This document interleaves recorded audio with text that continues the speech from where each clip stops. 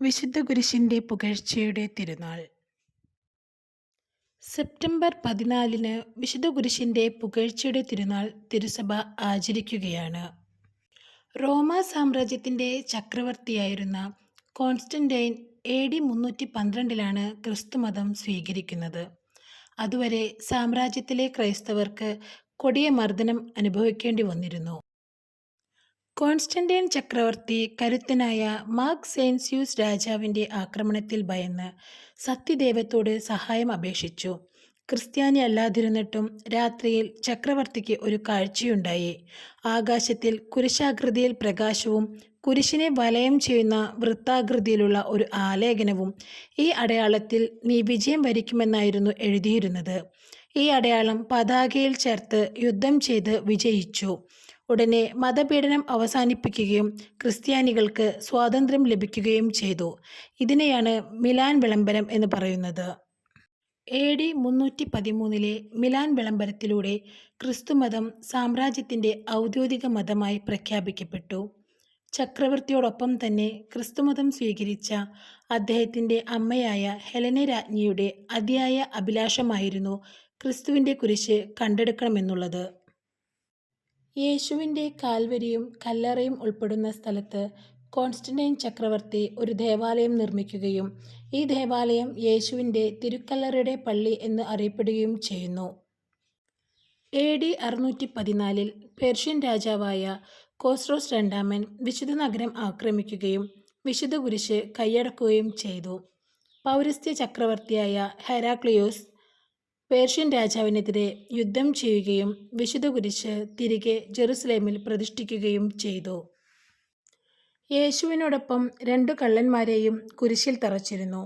എന്നാൽ ഈ കുരിശുകളിൽ നിന്നും യേശുവിനെ തറച്ചിരുന്ന കുരിശ് കണ്ടെത്തുക വലിയ പ്രയാസമായിരുന്നു.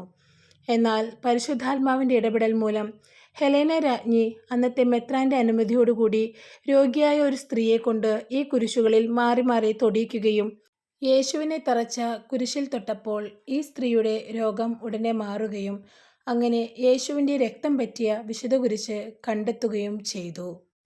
326 ഹെലേന രാജ്ഞി യഥാർത്ഥ കുരിശ് കണ്ടുപിടിച്ചതും വിശുദ്ധ കുരിശിൻ്റെ പുകഴ്ചയുടെ തിരുനാൾ കൊണ്ടാടുന്നതിന് കാരണമായി.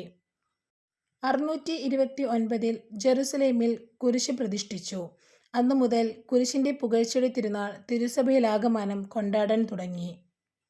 വിശുദ്ധ കുരിശിൻ്റെ പ്രതിഷ്ഠയിൽ ഭാരതത്തിലെ പ്രഥമ കത്തോലിക്ക ദേവാലയമാണ് തൃശ്ശൂർ ജില്ലയിലെ മാപ്രാണം ഹോളി ക്രോസ് തീർത്ഥാടന ദേവാലയം.